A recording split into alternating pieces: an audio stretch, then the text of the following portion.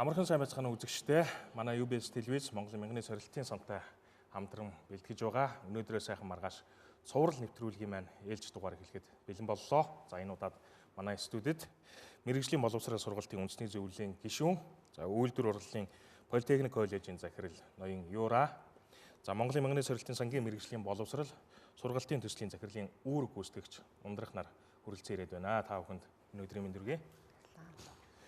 Тэгэхээр бидний бол ярилцах гол сэдэв бол Монголын мянганы сорилтын сангаас хэрэгжүүлж байгаа 6 төслийн нэг болсон мэрэгжил боловсрол сургалтын төслийн талаар бас ярилцах болно. Тэгэхээр өнөөдөр энэ цаг үед одоо яг мэрэгжилтэй ажилтны тухай бол ярьдаг болж л үнэхээр хэрэгцээ шаардлага ч гэсэн нэмэгдэж байна. Тэгэхээр хөдөлмөрийн зах зээл дээр яг ур чадвартай, яг эрэлт хэрэгцээтэй байгаа тэр мэрэгжлэр ажиллах ажилтны эрэлт хэрэгцээ бол бас их байна. Тэгэхээр мэрэгжлийн боловсрол сургалтын салбарын хувьд бол ер нь өнөөдөр хөгжил нь ямар шүү төвшөнд байна вэ? Энэ дээр одоо та бас мэрэгжлийн боловсрол сургалтын үндэсний зөвлөлийн гишүүний хувьд өөрийнхөө бодлыг хэлэхгүй юу? Өмнөхөөс ер нь ямар ахис дэвшил гарна? За баярлалаа. Тэгэд энэ цаг үед ийм гоё нэртэй их оновчтой нэртэй ийм сайхан нэвтрүүлгийг зохион байгуулж байгаа UBS телевизийн хамт олон энэ нэвтрүүлгийг бас үзэж байгаа нийт үзэх сонсогч олон нийтэд бас энэ өдрийн мэндийг хүргэе.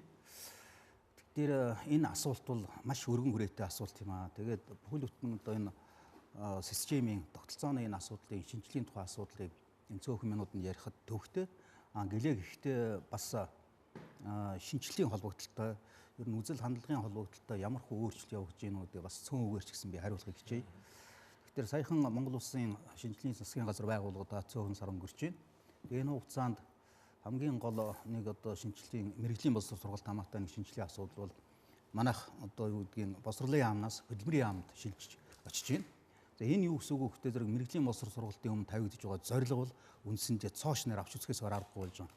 Бид нар нэгдүгээрт өмнө бол одоо босрлын асуудлыг мэдлэг олгох, чадвар олгох асуудлыг босрлынхын тогтолцооны хувьд авч үздэг байсан бол өнөөдөр үндсэндээ хөдөлмөр эрхлэлтийн асуудлыг тэр хүмүүсийг төгсөж байгаа хүмүүсийг хэрхэн яаж ажилтаа болох вэ гэдэг асуудлыг нэг номерт авч үзэхээр болж байна. Тийм ч учраас өнөөдөр сургуулийн үнэлэмжийн асуудал, багшийн үнэлэмжийн асуудал, тэгээ үйл ажиллагааны үр дүнг тооцдог асуудал нь бол шал өөр байдлаар авч үзэхээс аргагүй болж байна. Нэгдүгээр хэлмээр байна. Тэгээ сая 5 дахь өдөр Монгол Улсын ерөнхий сайд яг энэ асуудлаар Улаанбаатар хотын компани захирлуу сургуулийн удирдлагууд оролцсон хөдөлмөрийн яамнаас зохион байгуулж байгаа нэг өдрийн танилцах ажлын хүрээнд уулзалт хийсэн л дээ. За энэ үед бол яг энэ одоо шинжилгээний тухай асуудлыг цоош нэр авч үзэж байгаа бол маш одоо юу гэдгийг оновчтой тодорхойлж хэлсэн байгаа. Юу гэхдээ зэрэг хамгийн нэгдүгээрт өнөөдөр хууль шинжлэхдээ мянганы сорилтын сангийн одоо тусалцааны үрд бодлогын цоош нь одоо юу хийгдсэн. Энэ бол яа харахгүй.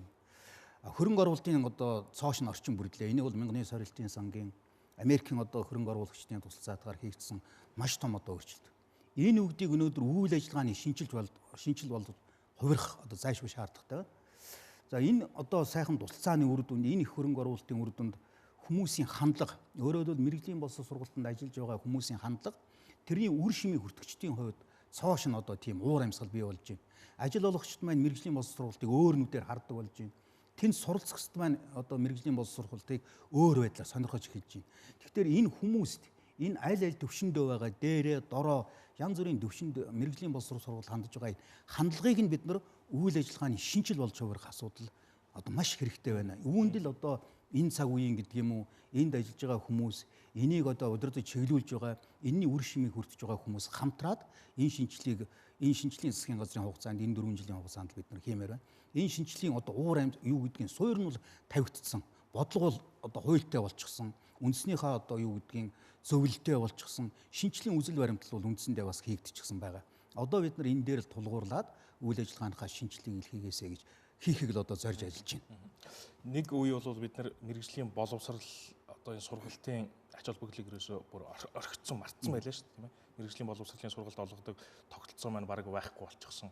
Дөнгөж одоо нэг MTT-л байсан тийм ээ. Тэгээд хүн болгон л одоо нэг хүүхдээ нэг дээд боловсралтай болгочих юм бол амьдралаа аваад явчих юм шиг бодсон чинь баахан одоо дээд боловсролын дипломтой ажилгүйчүүд эсвэл одоо нэг зөөгч хаалгач хамгаалагч л гарч ирсэн шүү дээ. Тэгээд сүүлийн үед бол үнэхээр шинжилэг үнцгэрээд мэрэгжилтэй ажилтан хэрэгтэй юм байна. Мэрэгжлийн боловсролын салбар бол бүх шатандаа шинжлэгдэж байна. Харин энийг одоо шинжилгэхэд хүмүүс бол харж байгаа. Монголын мянганы сорилтын сангийн мэрэгжлийн боловсрол сургалтын төсөл бол бас онцгой хөв нэмэр оруулж байна гэж. Тэгэхээр төслийн гол зорилго нь юу байв? Зорилгын маань биелэлт өнөөдөр ямар шүү байна уу гэдэг дээр бол та илүү тодруулж ярих уу? Тэгэхээр мянганы сорилтын сангийн мэрэгжлийн боловсрол сургалтын төслийн үндсэн зорилго чиглэл бол ажилгүйдлийг арилгах, ядуурлыг бууруулах, улмаар Монгол улсын эдийн засагт дэмжлэг үзүүлэх, эдийн засгийн өсөлтийг нэмэгдүүлэхэд ийм чиглэсэн одоо зорилтуудыг дэвшүүлж үйл ажиллагаа өнгөрсөн 4 жилд хэрэгжүүлсэн. Тэгэхээр энэ зорилгын дор мэрэгжлийн боловсрол сургалтын чанар хүртээмжийг зэвшлүүлэх энэ асуудлыг бид шийдвэрлэхэд Монгол Улсын засгийн газраас хэрэгжүүлж байгаа өөрчлөлт шинжилгээний бодлого, бүтэц тогтолцооны боловсрон болгох энэ үйл явцад одоо олон талын цогц арга хэмжээг хэрэгжүүлж ирснээрээ манай төслийн давуу тал гэдэг юм уу, онцлог гэж ингэж хэлж болох юм. Тийм ч учраас одоо манай мэрэгжлийн боловсролтын салбарын удирдлага, багш, мэрэгчлэтнүүд энэ төслийн одоо оруулсан хувь нэмрийг ялангуяа үйл ажиллагааны цар хүрээ оруулсан хөрөнгө оруулалт талаасаа маш үнэрлж Америкийн нэгдсэн улсын засгийн газарт талархаж байгаагаа одоо бид нарт дамжуулж илэрхийлдэг юм аа. Тэгэхээр сая юурагш хэллээ, үндсэндээ бодлого эрх зүйн орчин бол бүрдсэн. Тэгэхээр манай төслийн хүрээнд бол юуны өмнө бол бодлого эрх зүйн орчныг бүрдүүлэх, шинэ бодлого боловсруулахын явцад анхнаас нь дэмжлэг үзүүлж ажиллахын зэрэгтэй шинэ энэ одоо хууль эрх зүйн орчны хэрэгжилтэнд одоо хэрэгжилтийг газар дээр нь өөрөө сургалтын байгууллагын хүрээнд хэрэгжүүлэхэд одоо мэрэгжлийн болон гадаад дотоодын олон зөвлөхүүдийг энэ одоо дэмжлэг тусалцаа авахын зэрэгтэй санхүүгийн одоо тусалцаа үзүүлэх хэлбэрээр өнгөрсөн 4 жилийн хугацаанд ажиллаж ирсэн. За гол нь чанар хүртээмжтэй болох гэдэг маань чанар гэдэг маань мэдээж чанартай төгсөгчдгийг л хэлж байгаа. Чанартай төгсөгчдийг бэлтгэхэд бол бид одоо энэ шинэ хууль, шинэ бодлогын орчны хүрээнд бид юу гэж ойлгож байна гэхээр нөгөө тэр төгсөгчдийн маань хүлээж авч байгаа ажил олгогчд, аж ахуйн нэгж байгууллага, компаниудтай хамтарч ажиллах. Өөрөөр хэлбэл сургалтын процессд үйл явцад тэд одоо хамтарч оролцсноороо төгсөгчд маань чанартай болж гарах юм. Тэгэхээр л одоо анхнаас нь эсэл төсөлтөөс ахуулаад тийм ээ сургалтын бүх үйл явцад дадлага багш нарын мэргэжил дээшлүүлэх за ялангуяа сургалтын хөтөлбөр боловсруулахад энэ ажил олгогч нараа татан оролцуулах тийм ээ. Ингээд эцэст нь шалгалтаа бас хамтарч авдаг. Энэний үр дүнд нөгөө ажил олгогч маань сэтгэл ханамжтай. За бидний одоо хамтарч бэлдсэн суралцагчд маань төгсөгчд маань биднийг одоо ажлаар хангахад ямар ч одоо асуудалгүй тийм ээ гологдлоггүй чирэгдэлгүй ажлын одоо ажил дээрээ шууд ажлынхаа гараа гэх боломжтой гэдэг ийм ойлголтыг хаана одоо ойлгох хүлээн зөвшөөрөх энэ чиглэлээр одоо бодлого үйл ажиллагааны шинжилгээ явагцсан гэж бол ойлгож байна. За энийг бол газар дээр нь одоо өөрөөр хэлбэл сургалтын байгууллагад туршид хэрэгжүүлэх ажлыг бид зохион байгуулаад тухайлбал одоо тэтгэлэг төлбөрийг хэрэгжүүлсэн. Энэ тэтгэлэг төлбөрийн хүрээнд бол бид бол зүгээр сургуулиудад бол мөнгө тараагаад тэтгэлэг хэрэгжүүлээгүй. Өөрөөр хэлбэл орон нутгатаа тухайн орон нутгийнхаа хөдөлмөрийн зах зээл дээр байгаа эрэлт хэрэгцээтэй мэрэгчлэр ажил олгогчтой хамтарсан хамгийн сайн хөтөлбөр боловсруулах ийм үйл ажиллагааг дэмжих. За хоёрдугаар тэр сургалтын байгууллагууд дэмжиж байгаа ажил олгогчдыг одоо өргөнөөр одоо сургалтынхаа үйл ажиллагаанд оролцуулж байгаа ийм сургуулиудыг дэмжих энэ хэлбэрээр одоо хөтөлбөр хэрэгжүүлсэн үнэхээр шинэ хуулийн үзэл санааг амьдрал дээр сургалтын орчинд хэрэгжүүлэхэд бодиттой алхам болсон. Ингээд 26 сургууль дээр 28 тэтгэлэг хөтөлбөрийг хэрэгжүүлсэн. Үндсэндээ бол 1.9 сая 2 сая орчим долларын одоо энэ тэтгэлэг хөтөлбөрийн хүрээнд зарцуулсан юм байна. За түүнээс гадна бас шилдэг одоо өөрөөр сургалтын байгууллагуудын хүрээнд бас багш олон нийтээс талархал хүлээсэн бас зарим нэг үр дүнтэй арга хэмжээнээс дурдъя л та. За тухайлбал бид уул уурхай, за эрүүл мэнд, за барилгын салбарын жишг сургуулиудыг бий болгосон.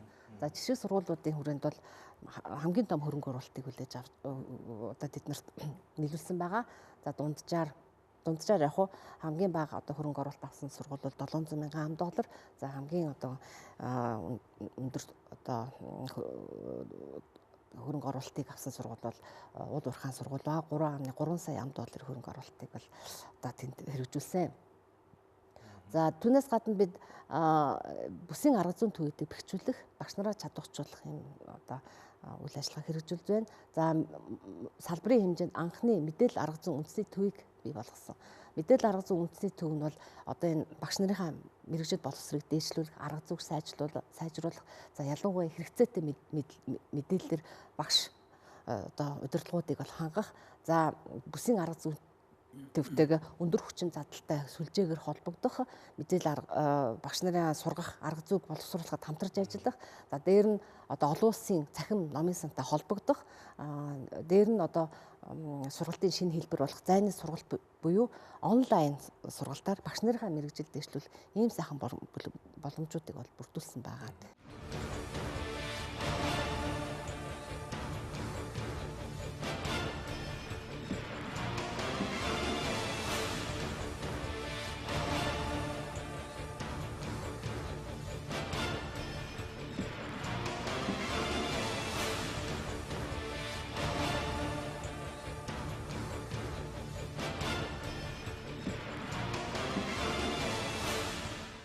Мэргэжлийн боловсрол сургалтын төслийн үр шимийг та сая яриандаа дуртлаа ингээ 26 сургууль хүртсэн байна. Энэний нэг нь бол үйлдвэр урлалын политехник коллеж тийм ээ. Тэгэхээр танай сургуулийн тухай жишээ нь одоо төслийн үр шимийг хүртснээр ямар одоо өөрчлөлт гарваа? Яаж одоо өсөж хөгжив, дэвжив гэдэг бол бас үзэгчтэй сонирхолтой сэдв тийм ээ. Суралцагчдын тоо өнөөдөр ямар байна ч гэдэг юм уу? Эдэн мэрэгжилтэй одоо ажилтан бэлтгэж гинөө. Тийм. Тэгэхээр 1909 саралтын сангийн тусалцаа өөрөө мэрэгжлийн боловсролын 50 шахам жилийн түүхэнд анх удаа олдсон маш том боломж. Яг нь өмнө Оросын одоо хуучин зөвлөлтийн гэж ярьдаг тэр үед 10 хэдэн сургуулийг байгуулсан нээтрийн бий л тийм. Гэхдээ энэ удаагийн тусалцаа бол цогц тусламж юм. Тэр бол одоо юу гэдгийг барилга байшин ингээд яачлаа барьж өглөө сайхан байсан. Тэрийг бол хэлэхээс арга байхгүй. Гэхдээ энэ бол барилга байшин сургалтын орчин дээр нэмээд багш нар сургалтын хэрэглэгдэхүүн, сургалт явуулах арга зүй гэж зөвлөлөө бүхэлдээ энэ системийг өөрчлөхөд хэрэгтэй. Тим хөрөнгө оруулалтыг хийснээр энэ төслийн гол онцлог гэдгийг бас энэ зашрамд бас дурдъя гэж ингэж бодож байна. За яа харахгүй таны асуусан асуултанд хэлэхэд манай сургууль бол энэ тусалцааг авсан тэр 20 хэдэн сургуулийн нэг нь мөн. Гэхдээ энэ тусалцаа бол манай сургуулийн хувьд арай жоохон онцлог. Өөрөөр хэлбэл бидний манай сургуулийн гол зорилго бол техник технологийн өндөр чадамжтай. Тэгээд англи хэлний зохих одоо юу гэдгийг агцтай тийм л одоо хүмүүсийн хөдөлмөрийн зах зээлийг бэлтгэх нэг тийм алс хэтийн зорилго байсан. Бид нэр энэ зорилгодоо нийцүүлээд 1909 саралтын санд хүсэлтээ тавьсан. Тэгээд манай сургуульд өгсөн энэ тусалцаа бол яг энэ чиглэлийн дор ирсэн. Тийм учраас энэ сургуульд үзүүлсэн техникийн тусалцаа бол сургалтын орчныг өөрөөр хэлбэл өнөө үеийн одоо автоматсан, электронцсон юу гэдгийг одоо өндөр технологитой тэр үйлдвэрийн газрууд ажиллах тэр мэргэжилтийг бэлтгэж чиглэсэн ийм одоо техникийн тусалцаа байсан. За тийм учраас өнөөдөр хүүхдүүдийн одоо хамгийн гол энэ тусалцааны үр шим бол хүүхдүүдээр л дамжиж тэр ажлын байранд очиж байгаа тэр үр дүнгээр л хэмжих ёстой л доо. Тийм учраас зүгээр би энэ тусалцаа авснаар хүүхдийн тоо маш олон болсон гэж хэлэхгүй. Яагаад гэвэл зэрэг өнөөдөр тоогоор нь хэмждэг, сургалтын чанарын үр дээр хэмждэг тэр үзүүлэлт бол өөр болсон. Харин өнөөдөр юу нь өөр болсон бэ гэхдээ зэрэг сургалтанд оролцож байгаа хүүхдүүдийн хандлага нь өөрчлөгдсөн байж байгаа. Өнөөдөр зүгээр нэг юу гэдгийг 2 жил, 1 жил, 3 жилийн дотор нэг нэг суралцаад за тэгээд нэг хэсэг нь яг хөө тэр зэрэг цуурынхаа насанд нөгөө хэсэг нь одоо айл амьдрал инээтрийн юмда гэж бас боддог тийм үе байсан л да. Гэхдээ нийлэнхүйдээ биш. Гэтэл өнөөдөр энэ сургалтын орчинд хүүхдүүд маш амжилттай суралцах хэрэгтэй юм байна. Үүгээрээ дамжуулаад хөдөлмөрийн зах зээл дээр бүр сайн ажиллах амьдралынхаа зах зээлийг баталгааг энэ дээрээс олж авах хэрэгтэй юм шүү гэсэн тийм хандлага хүүхдүүд төрсэн байгаа. Нэгдүгээр, хоёрдугаарт нь бас эцэг эхүүд өнөөдөр хүүхдүүдээ зүгээр нэг тохиоллын мэргэжил биш. Зүгээр нэг одоо сургуульд оруулах гэсэн биш. Өнөөдөр энэ хүүхдүүдэд миний амьдралыг, миний гэр бүлийг тэр цаашдаа юу гэдгийг манай одоо юу гэдгийг их орны хэрэгцээндээ хүн болгохын тулд би энэ сургуульд энэ хүүхдийг оруулах ёстой юм байна шүү гэсэн тийм одоо шилд сонгох байдлаар, бодиттой сонголтыг хийх байдлаар амьдралдаа их орондоо юу гэдгийг хөдөлмөрлөх тэр сонголтыг хийх тэр хүмүүсийн хандлага өөрчлөгдсөн байна. Тийм учраас өнөөдөр сурагчдын юу суралцж байгаа идэвх сонирхол нь шал өөр болсон. Өөрөөр хэлбэл өнөөдөр 2 цаг гэдэг юм уу 40 минут одоо хугацаатай суугаад энд гарыг гэдэг байсан бол яаж энэ дээр илүү үр ашигтай, илүү энд сууж, илүү энэ тоног төхөөрөмжийг одоо үр дүнгийн ашиглах уу гэдэг, авах уу гэдэг ийм одоо юмнууд бий болцсон байна. За багш нарын хувьд шал өөр болсон. Өнөөдөр багш нар бол зүгээр хичээлийг өнөөдөр юу гэдэг юм бэ нэг сургалтын хэрэглэгдэхүүн бичиг цаасныхын төдий байсан бол өнөөдөр тэр нийлүүлсэн цоошин тоног төхөөрөмж дээр ажиллаж байхдаа би өөрөө хэлбэл цаас заадаг тэр багш биш. би өнөөдөр бол энэ электрон бүтцтэй энэ нарийн тоног төхөөрөмждөр заахын тулд, сурахын тулд би өөрөө хөгжих ёстой юм байна шүү. Би өөрөө аяхгүй болохгүй юм байна шүү гэсэн тийм сэтгэл зүй хүүхдүүд юу багш нарт бий болцсон. Тийм учраас энэ төслийн үр дүнгээр олон манай жишээл бол одоо 80 багштай л да. Түүнээс давхарцсан тоогоор 40 гаруй багш гэдэг чинь 2 хүн тутмын нэг нь энэ мянганы сорилтын сангийн тусалцааны ямар нэгэн одоо юу гэдгийг үр шимийг хүртсэн байгаа. Тийм учраас хүмүүсийн багшийн хандлага бол өөрчлөлт. Ийм учраас би энэ одоо төслийн үр шимийг гэдэг юм уу энэ одоо хүртсэн зүйлийг ярихдаа хүмүүст бий болж байгаа. Би сургалтын орчин мундаг болцсон гэдэг тэрүүгээр нэг яагаад авах юм алга. Хүмүүст маш том хандлагын өөрчлөлтийг бий болгож чадсан би энэ төслийг маш чухал өөрчлөлтийн төсөл шүү. Энэ дээр бид нар тулгуурлаж цаашдаа энэ хэрэгтэй хөдөлмөрийн зах зээл хэрэгтэй тэр нийлүүлэлтийг бий болгоход инженертэй хувь нэмэр орсон төсөл гэж би дотроо бодож таахын дандж байна өнөөдөр. Яг л төслийн гол үр дүн өөрөө энэ л дээ. Нэг хэсэг бид нар ингээл шогширдог байсан шүү дээ. Бүх одоо ажлын байрыг гадныхан эзэлчихлээ. Монгол хүн яагаад ажиллаж болдгоо? Яагаад ажиллаж болдгоо гэдэг асуултын хариу тодорхой. Монгол хүн мэрэгжилгүй байна, тийм ээ. Тэрүүгээр мэрэгшээг байна. Тийм учраас гадныхан ажиллаад байна гэдэг үс. Одоо болохоор монголчууд бид нар үнэхээр тэр мэрэгжлийг нь хэрэгцээтэй байгаа зүйлийг нь сураад авчих юм бол эх орондоо өндөр цалинтай юм Япон солонгост хараар ажиллаж байгаагаас илүү цалин аваад ажиллах боломж нь байна, болцооно байна гэдгийг олж харсан. Тэр гарц мэрэгжлийн энэ сургалт үйлдвэрлэлийн төвүүд нээж өгж гин гэдгийг бол харсан тийм ээ. Дээр нь мэрэгжлийн боловсрол сургалт үйлдвэрлэлийн төвд гарсан нэг өөрчлөлт бол миний зүгээр ингээ хөндлөнгөөс харж байгаа нэг хэсэг бол за ингээ сургууль байлаа гэхэд яг тэрүүн шиг нэрээ багш нарын ур чадрын хувьд хоцрогдсон. Орчин үеийнхээ нөгөө техник тоног төхөөрөмж нь биш нөгөө хуучны юм дээр зааж сургадаг. Тэрнээсээ болоод нөгөө төгсөж байгаа хүмүүс нь дахиад ажлын байран дээр гологдох ч юм уу тийм байдал байсан бол төслийн үр дүнд бол одоо өөр болцсон шүү дээ тийм ээ. Одоо жишээ нь хүн бэлтгэж уул уурхай одоо том машин механизмын оператор бэлтгэж байгаа гэхэд тэр бэлтгэж байгаа багш бол өөрөө маш одоо чадамгаа онлын хөвдөж барахтын хөвч тийм л багш байж сайн ажилтан бэлтгэх нь үстэй. Гагнуурчны хувьд ч гэсэн хамгийн сайн гагнуур хийдэг багш байж бэлдэж таарна. Тэгэхээр энэ чиглэлд бол төсөл илүү бас анхаарсан байна. Дээр нь хүмүүсийн сэтгэлгээ хандлага руу бол өөрчилсөн байна тийм ээ. Тэгэхээр одоо ерөнхийдөө дүгнжлэх юм бол төслийн ерөнхий үр дүнг одоо та бусад үйл ажиллагааны хувьд за хөрөнгө оруулалтын хувьд одоо ингээд зөндөө их хөрөнгө оруулчихжээ тийм ээ. Сэтгэлгээний хувьд нь бас юм өөрчлөлт авсан ш. Ерөнхийдөө дүгнжлэвэл төслийн гол үр дүн юу вэ? Тий. Тэгэхээр бид түрүү хэлсэн үйл ажиллагааны цар хүрээгээрээ оруулж байгаа хөрөнгө оруулалтын хэмжээгээр үнэхээр урд өмнө байгаагүй цаашдаа ч бас энэ ховор боломж олдох одоо ийм төсөл гэж юураагч бас дүгнж хэлж байна тийм ээ. Тэгэхээр төслийн хүрээнд бол нийт 50 орчим сургуулиуд хамрагдсан. Ямар нэг үйл ажиллагаанд хамрагдсан. Гэхдээ нийт төслийн төсөл маань 47 сая $8 төсөвтэй ийм төсөл байгаа. За үүнээс бол 26.6 сая буюу 55 орчим хувийг нь бол цэвэр одоо бодит биет хөрөнгө оруулалт буюу сургалтын орчин материалын базыг одоо бэхжүүлэхэд өөрөөр хэлбэл дадлагын тоног төхөөрөмж, сургалтын тоног төхөөрөмжийг нийлүүлэхэд одоо зарцуулсан байгаа. Энэ маань одоо энэ 26 сая $8 хөрөнгө оруулалтыг авсан сургууль бол 20 гаруй сургуулиуд байгаа юм. За хамгийн орчин үеийн өөрөөр хэлбэл эдийн засгийн тэргүүлэх 7 мэрэгчлэр хамгийн орчин үеийн сургалтын тоног төхөөрөмжүүд нь ерөөс компьютерчсан өндөр хүчин чадалтай тийм ээ. Одоо уул уурхайн симулятор, гагнуурын симулятор гэхэд бол ер нь одоо барагтай өндөр хөгжилтэй орны сургуулиудад ч одоо сүүлийн үед нийлүүлэгдэх байгаа. Ийм одоо тоног төхөөрөмжийг дэлхийн одоо зах зээлээс бид нар нийлүүлж авч ирсэн юм аа.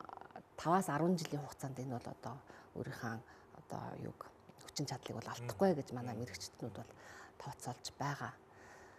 За энэ хөрөнгө оруулалтын өөрөөр хэлбэл бит хөрөнгө оруулалтын хэмжээнд бол бас барилга засварын ажлууд бол орсон байгаа. 12 сургууль дээр дадлагын байрын засварлах ажлыг гүйцэтгэсэн. За шинээр одоо 5 сургууль бид нар бас орчин үеийн стандарт нийцсэн ийм дадлагын байрыг бол барьж байгуулсан байгаа. За ингээд одоо хамгийн орчин үеийн тоног төхөөрөмжийг нийлүүллээ. Энийг сая өөрөө ярьлаа. Энийг эзэмших багш нарын ур чадвар гэсэн байх хэрэгтэй. Өөрөөр хэлбэл тэр тоног төхөөрөмжийг ажилуулж чадахгүйгээр сургалтынхаа хөтөлбөрийг тэн дээр одоо зохиж одоо хэлбэрээр сургалтаа явуулж чадахгүй бол энэ тоног төхөөрөмж бол одоо тий үр дүнгээ өгөхгүй. Тэгэхээр багш нараа мэрэгшүүлэх асуудал бол хамгийн чухал асуудал байгаа. За юуны өмнөд энэ тоног төхөөрөмжийг ашиглах одоо сайн зөв зохистой ашиглах үүднээс бол англи хэлний эрчимжүүлсэн сургалтыг бол мэрэгжлийн багш нартаа явуулсан. За дээр нь бол яг шинэ тоног төхөөрөмжн дээрээ мэрэгшүүлэх, за дээр нь ажлын байран дээр дадлагжих сургалт, за үйлдвэр аж ахуйн газар дадлагжих сургалт мэтчлэн төрөл бүрийн одоо дистрата, үе шаттай сургалтуудыг явуулж байна л да. За өнөөдөр гэтэл бид одоо гагнуурын багш нарын сургалтыг Монгол Германы хамтарсан сургалт үйлдвэрлэлийн төвдөр эхлүүлээд ингээд ирлээ. За түүнээс гадна одоо уул уурхаан мэрэгжлийн багш нараа Вагнер Аас буюу Америкийн уул уурхаан хүнд машин механизмын тоног төхөөрөмж нийлүүлдэг энэ компани дээр уул уурхаан багш нарыг бол бас бэрхшүүлж сургасан байгаа. Тэгэхээр нийтдээ бол 1500 гаруй багш нарыг мэрэгжлийн болсон сургалтын салбарт ажилладаг багш нарыг одоо мэрэгшүүлэх, давтан сурах ийм үйл ажиллагааг бол энэ төслийн хугацаанд бол хэрэгжүүлж дуусгах юм байна.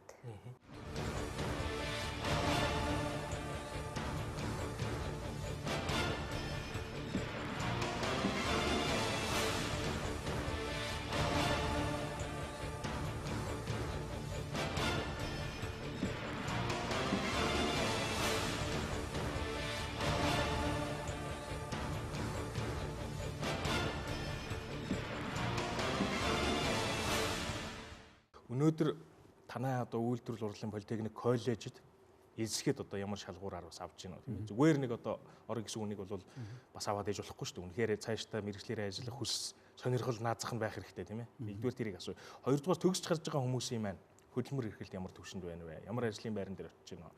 Мэрэгчлэрээ одоо ажиллаж байгаа тэр хөв ямар хэмжээнд байна вэ? Тэгээ энэ асуултанд хариулахын өмнө би бас минут байвал нэг зүйлийг бас энэ олон нийтэд бас үзэж байгааг бас боломжийг ашиглаад хэлье гэж бодож байгаа. Юу ихтэй зэрэг тэр саяын тэр 5 дахь өдрийн яриан дээр ерөнхий сайд оролцсон яриан дээр Delta Construction компани захирал Эрдэнэбат гэж хүн оролцож нэг илтгэл тавьсан л да. Презентацийн тавьсан. Тэгээд тэн дээр энэ ажил олгогчид сургуулиуд хамаатай нэг сайхан үг хэлсэн. Юу ихтэй зэрэг өнөөдөр Монгол залуучуудаа Монгол охид хүүхдийг ажилтаа болох хотол одоо юу гэдгийг талтаас оролцмоор байна.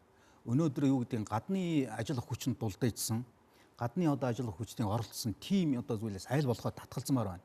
Энэ Монгол охид хүүгүүдээ ажлын байранд сургаж ажилуулахад бид нар одоо бүх талаас оролцмоор байна. Тэгхийн бол тэр 10,000 ч илүү хэдэн мянга айлын орон сууцыг барихад бид нар одоо бэлэн байна шүү. Манайх одоо 80-аад инженертэй, 800-аад ажилчинтай.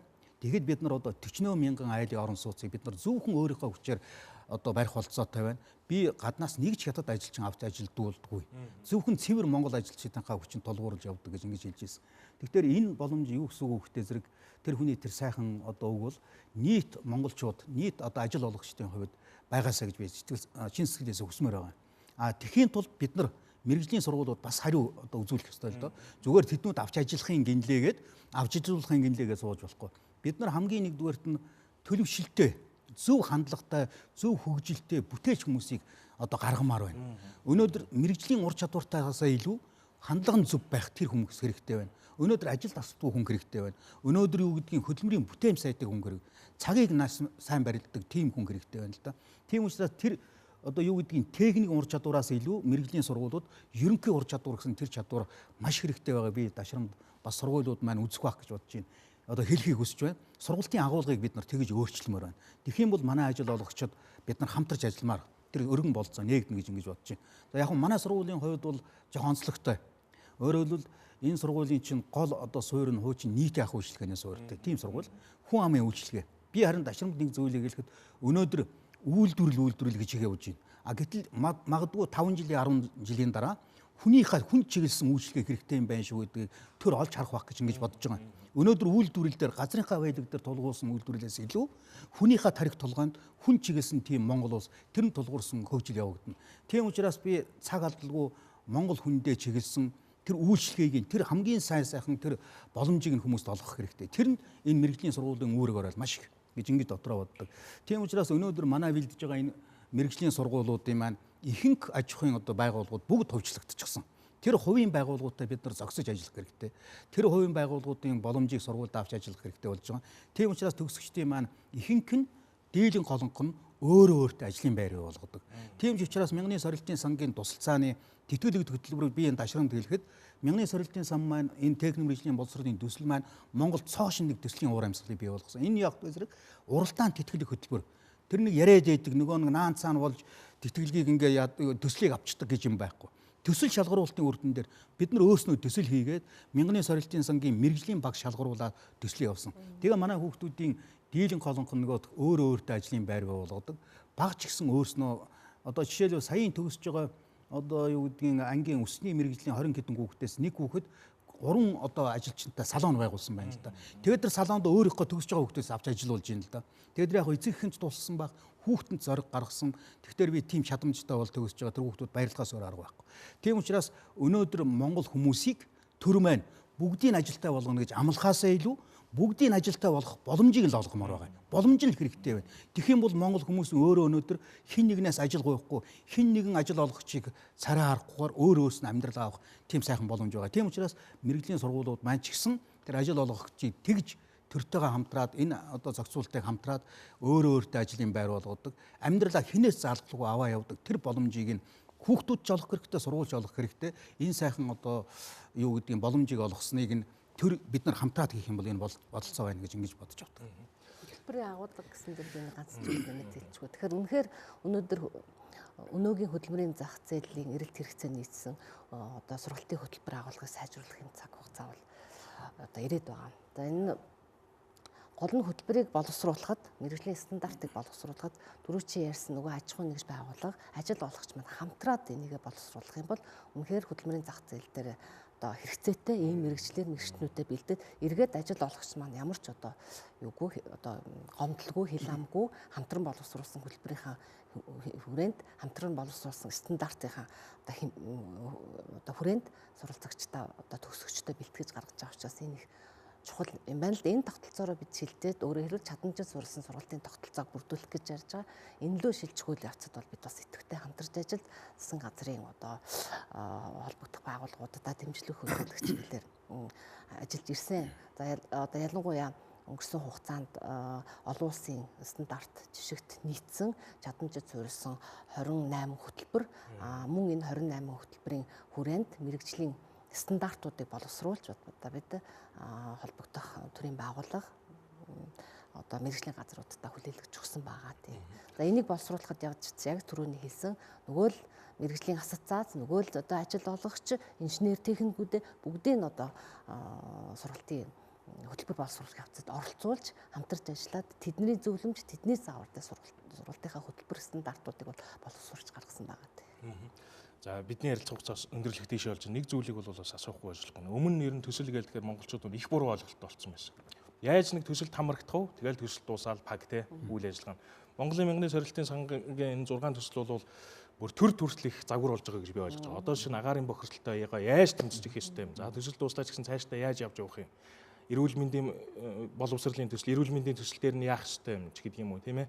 Хот орчмын бэлчээрийн төсөлд хамрагдж байгаа малчид маань малчтын бүлэг нөхөрл оршин цаашдаа яаж явах юм. Яг тэрнтэй адилхан одоо мэргэжлийн боловсрол сургалтын төсөл дуусгаар төр нь одоо яаж энэ сургуулиудаа дэмжих юм. Ажил олгогчд нь ямар үүрэг оройлтой байх юм. Энэ суралцж байгаа хүмүүс нь ямар үүрэгтэй байх юм ингээл бүгдээрээ ингээд дор дороо нэг бодох цаашдаа энийг хадгалаад аваад үлдэх юмтай үлдэж л да. Одоо 9 сард төслүүд дуусна тийм ээ. Тэгэхээр төслүүдийн дуусгасны дараа энэ бүх үйл ажиллагааг энэ босгоод ирсэн бид нэр одоо барилга байшингаа зүйрлүүлж ирэх юм бол энийг яаж одоо улам хөгжүүлж дэвжээж авч явах хэрэгтэй бай доктортой байлын хангалттай.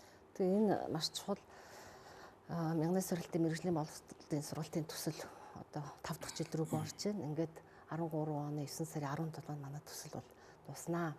Тэгэхээр төслийн цаашдын доктортой байдлыг хангахад бол одоо талаасаа бид анхаарч ажиллаж байна. За юуны өмнө миний одоо өөрийн манай төслийн нэгжээс хэрэгжүүлж байгаа бодлого бол бид бол сургалтын байгууллагуудын маань үүрэг оройл маш их чухлаа. Өөрөөр хэлбэл бидний нийлүүлсэн шинэ одоо тоног төхөөрөмжийг цаашаа тоног төхөөрөмжийн цаашдын тасвар бүрчилгээг хангах тийм ээ. За энэ мэрэгсэн багш нараа мөн одоо үргэлжлүүлэн сургаж бэлтгэж байх энэ бүх одоо үйл явцыг бол хадгалж одоо үргэлжлүүлэн одоо ажиллах ёстой. За энэ дээр бол сургуулийн өөрсдийнх нь итэх санаачлага одоо хүчин чармаалт их чухал үүрэгтэй. Тийм учраас бид одоо зөвлөмж боловсруулалт сургуулиудаа явуулж байгаа. За юуны өмнө бол хамгийн гол нь одоо цаашдаа төсвийн асуудлыг шийдвэрлэх талаар санаачлагтай ажиллах хэрэгтэй. Энэ одоо тоног төхөөрөмжийн найдвартай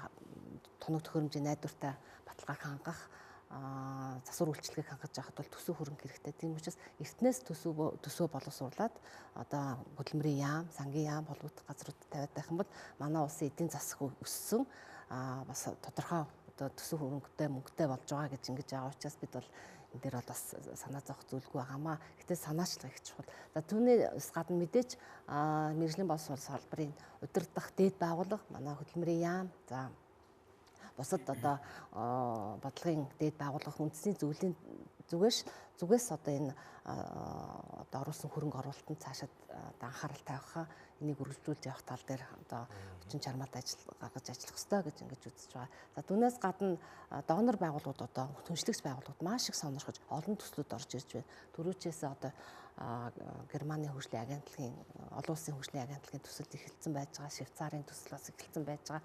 Тэгэхээр бид энэ шинээр орж ирж байгаа донор байгууллага, түншлэх байгууллагуудтайхаа үйл ажиллагааг одоо нэгтгэх манай ихсэн одоо энэ бааз суурин дээр цаашаад үргэлжлүүлж явах ийм харилцан одоо яриа хэлцэл тохиролцоо бол хийж байгаа. За энэ дээр одоо талууд маань маш идэвхтэй оролцож байгаа. Ингээд цаашдаа доноруудын зөвлөлдөх механизм гэдэг нь байгуулахаар бид бол ажиллаж байгаа. Өөрөөр хэлбэл бодлогын хүрээнд хэрэгжүүлж ирсэн ажлыг нэг донор нь аваад явах, жишг сургууль гэд бид түр байсан. Жишг сургуулиудын хүрээнд эхлүүлсэн ажлыг бас нөгөө нэг донор нь үргэлжлүүлээд явах тийм ээ. Сургалтын хөтөлбөр агуулга багшаа бэлтгэхдээ бас нэг нь одоо төвлөрч ажиллах гэх мэтчлийн одоо ажил хэрэг саналуудыг бид солилцож байна. Тэгээд шинээр орж ирж байгаа одоо байгууллагууд бол маш их одоо энэ бидний тавьсан саналыг хүлээж авч дэмжиж ажиллаж байгаа. За баярлалаа. Тэгээ бидний ярилцах хугацаас энэ үрээд өндөрлж чинь. Тэгээд хүний нийгэмд одоо хамгийн үнэтэй баялаг бол ямарваа нэг одоо мөнгө төгрөг ч юм уу, эд материал, байгалийн баялаг биш хүн байдаг. Тэгэхээр мэдлэгтэй, чадвартай хүн гэдэг одоо тэр баялагийг бүтээхэд оруулж байгаа та бүхний ажил үйлстэй хүндэр амжилт хүсье өрөөе. Тэгэхээр Монгол улс хөгжихийн тулд хүн нэхлээд хөгжиж явах хэрэгтэй. Тэгэхээр хүнээ хөгжүүлэхийн тулд бид нар хүнийхээ боловсролд, мэрэгжлийн чадварт нь тэгээ цаашлаад ирүүлэмт нь юу л байдгийг хүндээ чиглэсэн бүх бодлогод анхаарч явах хэрэгтэй. Тэгэхээр энэ бүхэн чиглэлээр бас та бүхэн хийж хэрэгжүүлж байгаа ажил өндөр амжилт хүсье. За баярлалаа. Өнөөдрөө сайхан маргааш цуврал нэвтрүүлгийн маань ээлж дугаар хин үрээд өндөрлөж байна. Манай өнөөдрийн зочноор мэрэгжлийн боловсрол сургалтын үндэсний зөвлөлийн гишүүн, үйлдвэр урлалын политехник коллежийн захирал Юура, Монголын мянганы сорилтын сангийн мэрэгжлийн боловсрол сургалтын төслийн захирлын үүрэг гүйцэтгэгч Ундрах нар үргэлдэн оролцлоо. Анхаарч үзсэн үзэгч та бүхэндээ баярлалаа.